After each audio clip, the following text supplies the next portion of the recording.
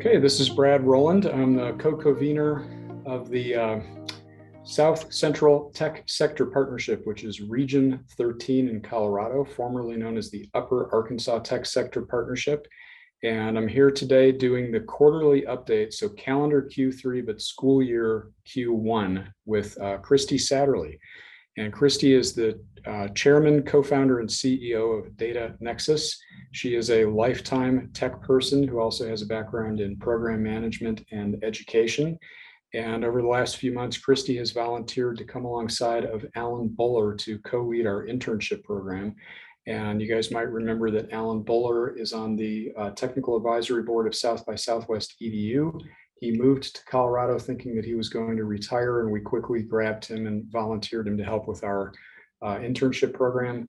In 2019, Alan was Colorado State's Talent Champion of the Year for the Colorado Technology Association for the work that he does on the intern program.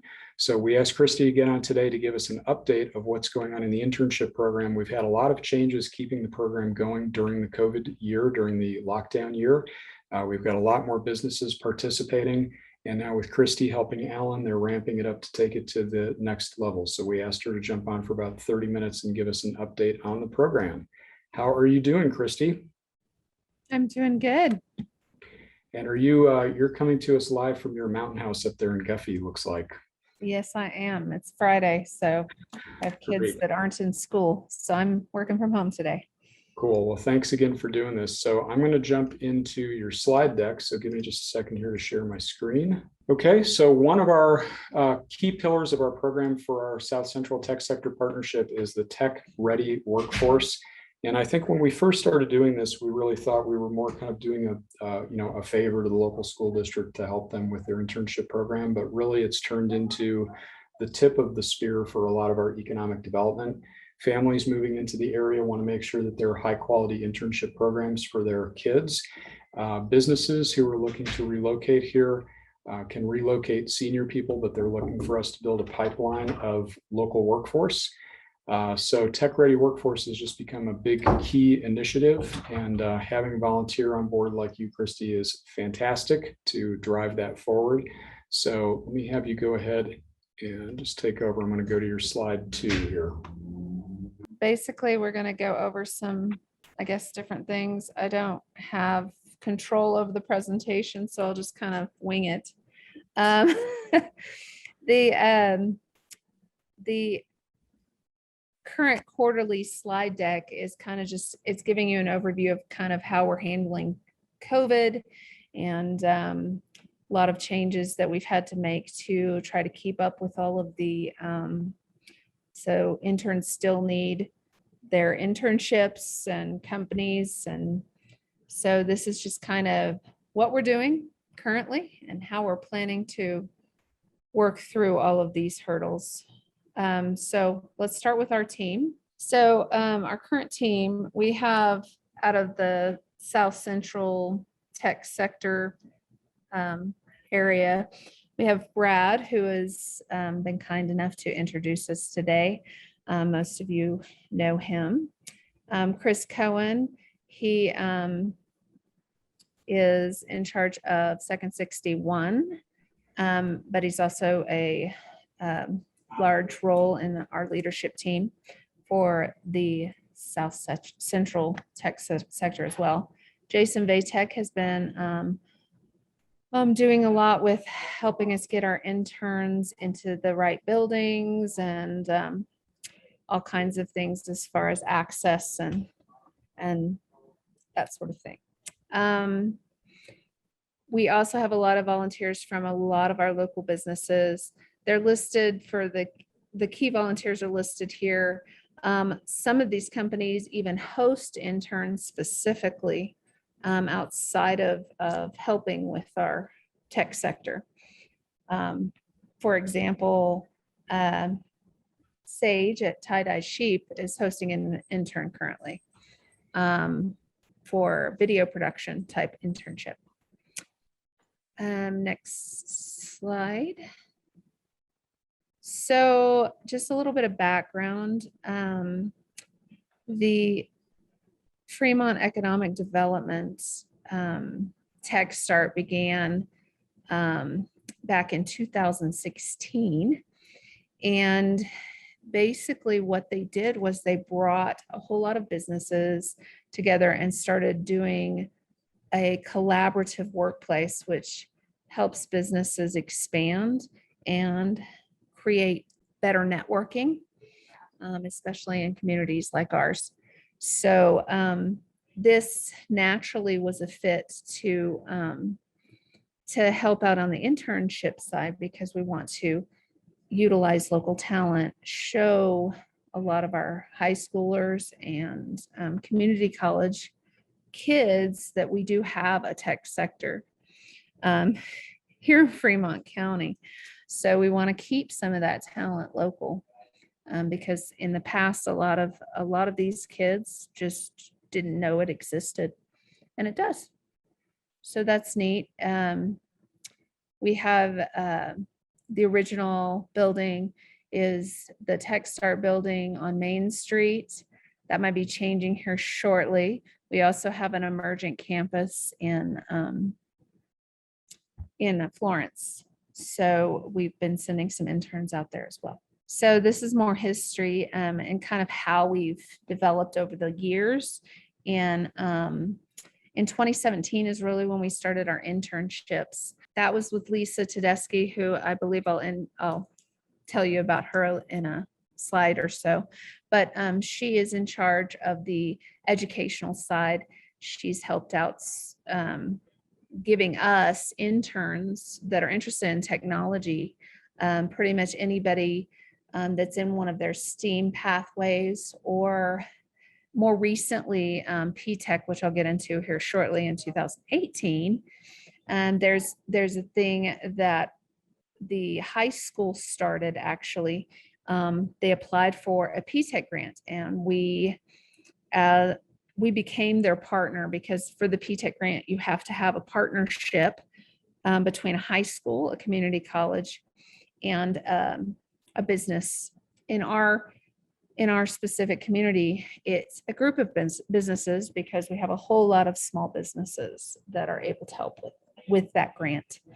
And what that does is it helps kids get their first 2 years of community college paid for with that grant money. And it requires them to do certain classes at PCC and the high school, and it requires a couple of internships with us as well. In 2019, it continued. Our businesses grew. That's when we got the emergent campus, and we actually have more options for students now, which is really exciting. This is kind of our team that's been working on different things. I noticed that Tara isn't on the slide. I apologize. I just met her recently. I'm fairly new to this. Alan is kind of the seasoned veteran here. But Lisa is in charge of those high school side of the internships and coordinating their schedules and finding out if they're interested in technology and technology internships. Madison is in charge of the PTECH side. So we do some communication with her to make sure that PTECH students' internships have some alignment with their PTECH program, so that we're meeting the requirements of the grant and they can get those years of community college paid for. Alan, like I said, he's the veteran. He's basically kind of had me take over more of the admin side, and he's still working directly with students. Right now he's working with 2 of our interns on a 3D printing type internship, but it's neat that he's able to do those independent internships. And then me, I'm there at the bottom. Yeah, and that's the picture. That's the day that Alan won the award from the Colorado Technology Association. I think the only time I've ever seen him wearing a suit jacket, although he's still wearing it over his t-shirt in his in Alan mode. He is also working on a project to document some of this called Flex Start, and it's a flexible approach to STEM-based internships, especially for smaller and rural communities. So as soon as Alan's got a draft of that, we'll be circulating that through the partnership for review and then posting it on the website for other community groups to use. Next slide. So here's some of the business partners that we have. This list is actually even expanded since I made this slide. But these are this is just a snapshot of some of the businesses that are hosting our interns and have worked with us either in the past or are willing to host interns in the future. And a lot of times we work with the businesses each term because, as you know, if you're from the business side, some months are a lot harder than others to host an intern. So we might have certain participants out of our business partners each term that are able to host interns. And so I contact them and kind of work through that. Yeah, especially for some of our smaller businesses, like River Science is led by a PhD, and some of his team is in Denver, some of his team is down here, but often the interns will be working directly with him. So if he's got a contract and he's out in the field doing a river restoration project, he might not be available during that term to do an internship. Great, good list. So Three Rocks is a new civil engineering business in town for about a year and a half. So they're very heavy with CAD and civil engineering software for civil engineering. Blickle is an online learning platform. Codehouse, independent software development. Data Nexus is your team and company. Double Under Wonder makes custom CrossFit gear for women, and they're very heavy on e-commerce, website development, and social media.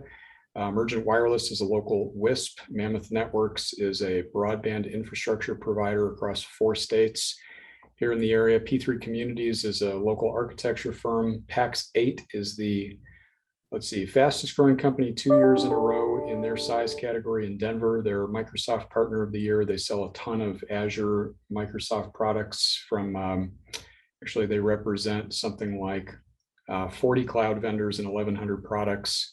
Their first remote office outside of Denver is out here in Region 13. Positive Computing, that's Maddie's computer shop in Canyon. River Science is an award-winning river restoration, river engineering firm. Boy, you have a great list. And I bet it's almost double this size since you first started putting this together. So about the internship program, we've been working on this, and it's actually had to make a lot of changes over the last couple of years. When we started, interns had a lot more longevity at each company. Currently, the requirements for the internship have changed. Every high schooler is now doing an internship. It's a new requirement for their graduation, so they have to do one. But also they're only required to do it for 1 term, which a term is about 8 weeks. And with the intro and closing week, the internship actually lasts about 6 weeks and is about 60 hours. And so that is a lot less than when we first started. But also we've had a lot of changes that we've been adapting to. These are just some of the pictures of some of our internships. So I'll talk a little bit more about PTECH.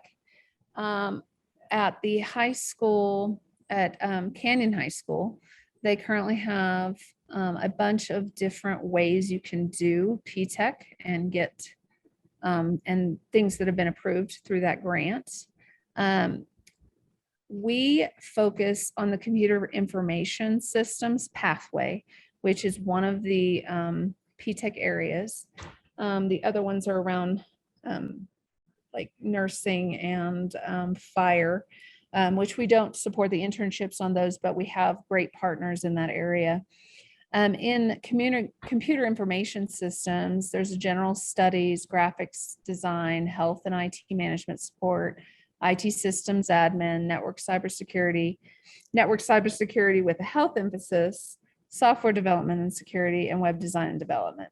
And we are able to cover most of these areas. Some of the health IT stuff overlaps with their nursing side. So we aren't heavily involved in that, but we're involved in all of the other ones.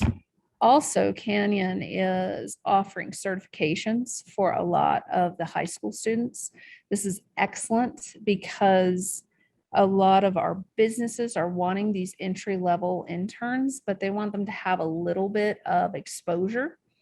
And the high school is providing that for us in a big way by allowing interns to do a lot of these certifications or be on tracks for these certifications.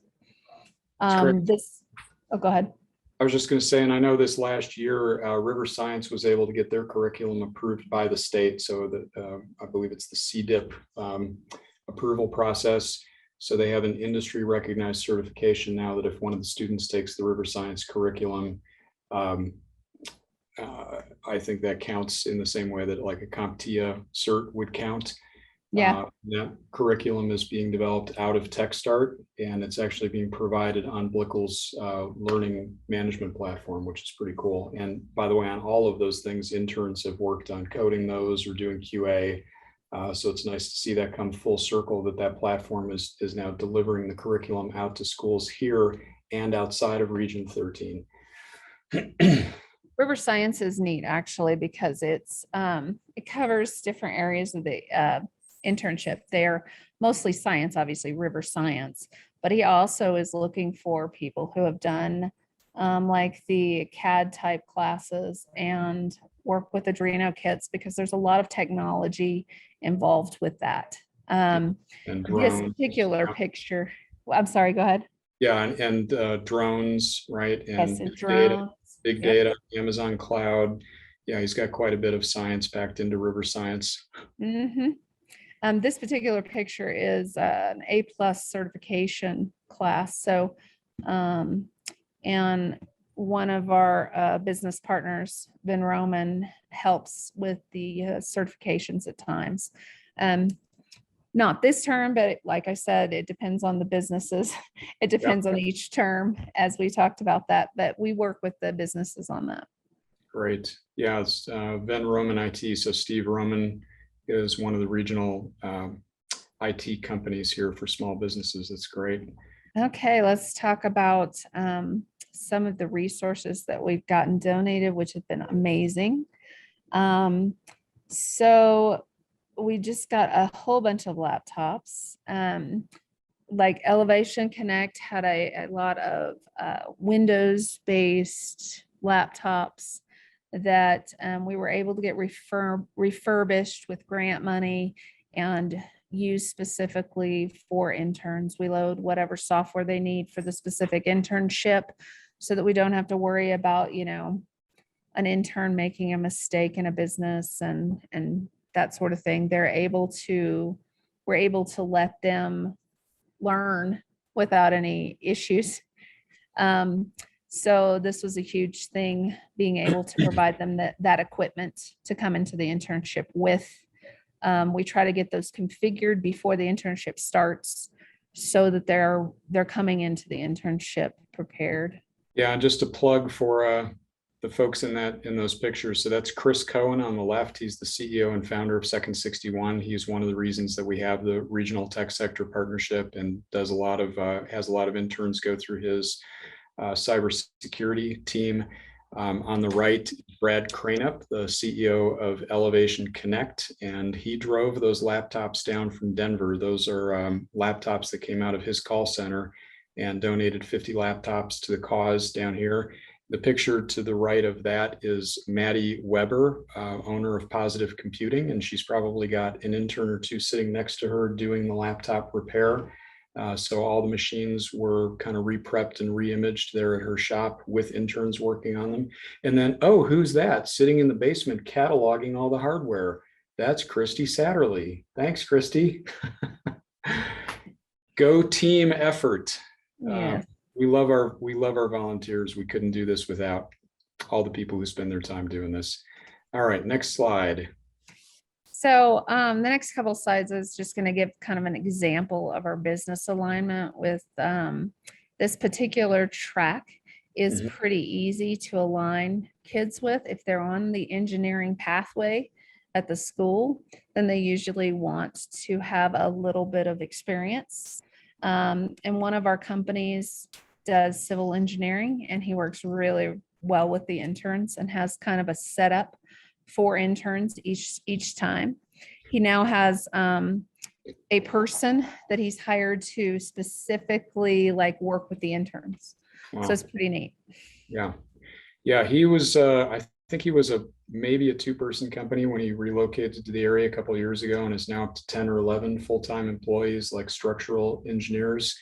And I think one time I went in there, he had 3 high school interns and someone from a local college doing an apprenticeship program. So this is real hands-on tech, and the students are learning tech and going out in the field and applying the tech to projects. Three Rocks had something like 150 projects that they did last year, even during the COVID year. So huge experience for the students. Get out and do it in real life. This is just an example, and we do more of intern selection process before they actually meet with the businesses. This is only since COVID, really, because as I'll get into later, Lisa hosts a job fair in the spring prior to all of our COVID restrictions, which helped a ton in placement. So what we do is we try to gauge student interest before we just send them to a business. For example, I don't usually send Alex, he is the one who owns Three Rocks Engineering. I don't usually send him somebody who's interested in hardware. For example, I might go introduce them to a different company. So even though this looks very formal as to how we might place them, a lot of our companies have been very lenient on teaching interns and showing them what it is they do. We have some interns that have no idea what they want to do or what they want to be when they grow up. And sometimes an internship helps them decide they don't necessarily want to do a certain area and they may want to focus on something else. And sometimes most of the people that end up at Three Rocks love it. So they might decide engineering looks really cool. One of our interns that we placed there this term, he hasn't actually taken any of the CAD classes, for example. I guess this is just a basic list though. So Lisa, who I've talked about a few times now, she works with all the interns across the district. So it's pretty cool. When she sends them to me, we already know that they're interested in something tech. At that point, I help them narrow it down usually. Or sometimes she'll send me somebody and say, this person is specifically interested in this. So that's usually a much easier placement. I have a presentation that I work with them discussing all the different businesses and what they do and trying to gauge interest. However, normally she runs an annual job fair. The last 2 years, unfortunately, we haven't gotten to have that. That job fair is great because a lot of these students will show up and talk to companies so that when they come into Lisa to do their internship, they already kind of know where they want to go. And it's a matter of introductions and seeing how timing is working. Yeah. Before COVID, we were doing the job fairs with the high school, and it was actually a pretty big production. It was a full day event. They had the whole gymnasium set up with tables for all the businesses. And from something like 9 to noon, it was literally nonstop interviews with students that had pre-registered to interview with that particular business. And a lot of these students were, 4.0 GPA and leader of the speech and debate club. And then you'd think, wow, that must be the best student I've ever met with. And the one that sat down after him had a 4.2 GPA and, was doing a bunch of volunteer work in the community. So really, really great students that are stepping up to take advantage of the internship program. And hopefully we can get back to doing that live again soon. All right, next slide, future goals. Okay, so this picture is another one of our interns who's placed at Dare, which is another business partner of ours on Main Street. Our future goals are that we want to build kind of a combination of the job fair and what we're doing now, because it has been useful to kind of take them through the different businesses, since every business and every student can't show up at a job fair. We don't always have every business represented at the job fair, and we don't always have every student show up to the job fair. So we kind of want to migrate towards a combination of that, because we're still going to have to place some students that have no idea what they want to do. And one of the biggest things that our program does is help with the soft skills. Soft skills in the business world are huge. You can have somebody, with a 4.2 GPA that doesn't necessarily know how to communicate. So a lot of our business partners are working with getting kids to communicate effectively, getting them to brainstorm, getting them to work collaboratively with a team, which is really what you need to face the work world. We already have, Lisa already has a great job fair in place, and we're hoping if we can combine the two, that we'll be able to handle placing every single student with this new requirement for graduation. This current term, we have in tech start specifically about 10 interns. We have a couple out at Three Rocks. We've got one at P3 Communities, one at GuestNav. We have two at Blickle, and we have one at Tie-Dye Sheep. We have one at Positive Computing. And then we have two that are doing independent tech start internships with Alan. They're doing some 3D printing. Christy, how many interns is the high school trying to do just in total throughout the year? So Lisa said that this year they're having to make up with a lot of the internships. She's looking at about 80 interns to place. We usually have at least a quarter of whatever she has to place around town. So for example, like this particular quarter, we had 10, and we're expecting to, have more each quarter. It depends on how it works out into their schedule. They do a double block, which is basically 2.5 hours, Monday through Thursday. And they come to the business for those 2.5 hours, Monday through Thursday. And that's how they get their 60 hours of internship time. So it's pretty neat. Yeah. I just wanted to add, you talked about the soft skills, and we just recently had an intern come out of the 2 years of the internship program and graduate and take a job with the business that he's been interning with. And actually, we're coming up on the 5th year anniversary of Tech Start, so we've had a lot go through that cycle. But this one, started doing a 3-month internship with P3 Communities, so doing kind of a CAD drafting internship, and then stayed for another 3 months and another 3 months, and that turned into 2 years. And then he has graduated, now gone to work for P3 Communities as a draftsman and wants to go into architecture. So we did an interview with him. We'll be releasing a case study soon, but I thought one of the really interesting things that he highlighted was all around the soft skills from his personal experience with the soft skills, that he was just very shy and introverted when he started. And as part of the internship was going out on site every day that he was doing interning, was going out on site on the projects where they were doing CAD and actually doing the builds for the buildings that they were designing. Now to the point where he's doing presentations to customers and having meetings as part of the staff, and did an interview. So I'm sure he's learned a ton of technical skills along the way, but the fact that he was highlighting the benefit of the soft skills, I thought was pretty cool to hear from an 18-year-old. So I wanted to talk to you about one of the new businesses that just came to Emergent Campus, who's going to be getting involved in the internship program, and that is Barn Owl Drone Services, that just was renamed as Barn Owl Precision Agriculture. So they are a recipient, 2021 recipient for the Colorado State Advanced Industries Grant, which is a pretty prestigious grant and normally goes to, like biotech companies. Their business is all about using drones and other technology to help ag productions increase their yield by 20 to 30%.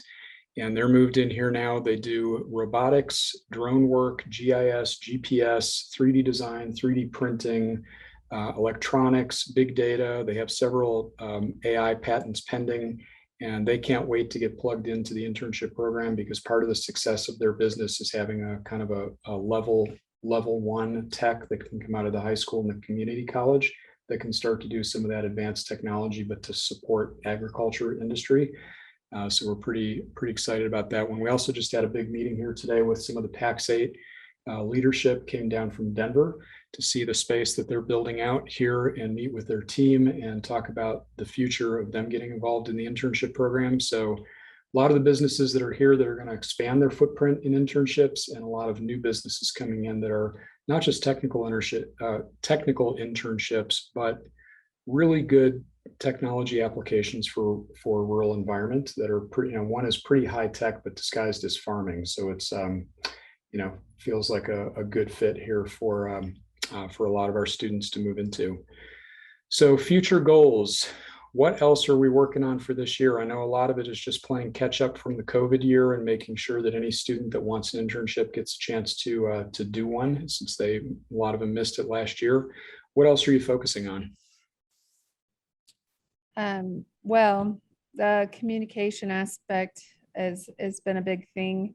Because we have so many businesses, I've been trying to put slide decks together for the kids so that they kind of have a summary of what each business does. And so that's been very useful, because, if you have a kid that is, for example, interested in drones, and you have a slide that pops up with Barn Owl, then we know that we can reach out to them and set up an interview. Usually it's an informal interview. We have a couple of businesses that have higher requirements, but most of them, that is because of the type of work that they do. But a lot of our businesses are great working with that entry level intern that comes in. Great. Yeah, and I just wanted to say too, I know we've talked a lot on this call about, sorry, I'm getting some error messages here from my Zoom. We've talked a lot about Canyon City, and this is the Region 13, which is Fremont County, Chaffee, Custer, and Lake counties. But a lot of this internship program really has kind of started here in Fremont, and we're spreading out from Canyon City to Florence High School, trying to add Cotopaxi. I think this year, Pueblo Community College just started working with some of this particular curriculum with Westcliff High School, and Wendell Pryor, who was Economic Development Director in Chaffee County, who's one of the reasons we have this tech sector partnership, recently moved into retirement, and his replacement is ramping up, and we're going to start looking at cross-pollinating our internship programs between the different counties. So this highlight, or this update today, was mainly focused on some of the work in Fremont County, but it's work that we're using as a core to spread out into some of the other communities. In fact, some of this around PTECH and around this internship program is being blueprinted now in other counties across the state, which we're very proud of. And it's because of the work of people like you and the people leading the school districts and the teachers and all of our amazing businesses. So today's update was more focused on Fremont, but our future update, we expect to have highlighting some wins in some other counties that we're working with. But anything else that we want to cover on this call, Christy? No, I think that'll do it. We hopefully will have more to cover later this year when we know more about what COVID restrictions we're juggling. Yeah. Well, it was actually, there's quite a huge amount of stuff already going on. So I know you're looking to expand the volunteer base of your team. So people who are interested in that have been referring to you because to continue to grow the team here in Fremont and across the 4 counties, we will need more volunteer leadership. So for all the people who have stepped up and are interested in doing that, thank you. For anybody else that's interested that hasn't had a chance to connect with us, you can send me an email, brad@fremontedc.com. That's FREMONT, brad@fremontedc.com, and I will get it out to the right person in the team.